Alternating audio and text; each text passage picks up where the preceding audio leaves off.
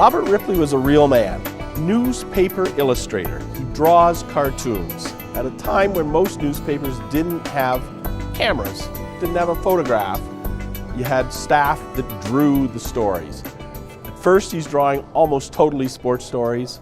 1922, he does a round-the-world trip, the very first ocean liner to go around the world. He's on the boat. And it's from that trip that he sees the rest of the world.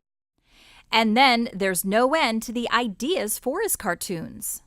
Now suddenly there's so much more to talk about. So from sports he goes to culture, to science, to architecture, to fashion.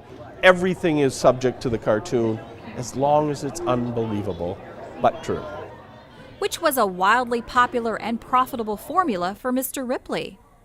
First cartoonist to make $1 million, first cartoonist in the Hall of Fame. He only made it because he was really good at what he did. Making him a nearly unbelievable media phenomenon.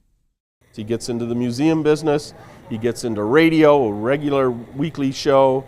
He gets his first auditorium is in 1933, public speaking, eventually television. He's a pioneer in all of the media. And quite the collector of the very curiosities he was cartooning. This is a very unique show. In many ways, it's kind of a best of Ripley's. It has something from every element of our collection. But it's a science show. With a high degree of the gee whiz factor. The premise was to explain what Ripley said was unexplainable.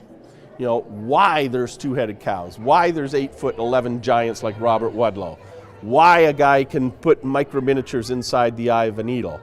So everything that was chosen for here had to have a science element. Sometimes of enormous proportions. This snake is one of the most popular things in the show. Titanoboa, it's a prehistoric dinosaur snake. There's none of these around today. If you're afraid of snakes, you don't have to worry about finding a 50-foot one here. But you can also find some of the teeniest artworks in existence, if you look very carefully. My favorite thing in the exhibit is the smallest thing in the exhibit, the artwork of Willard Wiggin. He carves sculptures on the heads of pins and in the eyes of needles.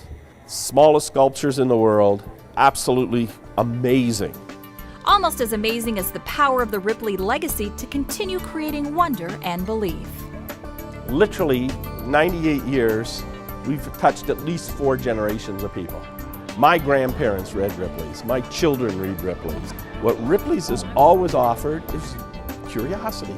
And curiosity killed the cat and brings you back. People want to know.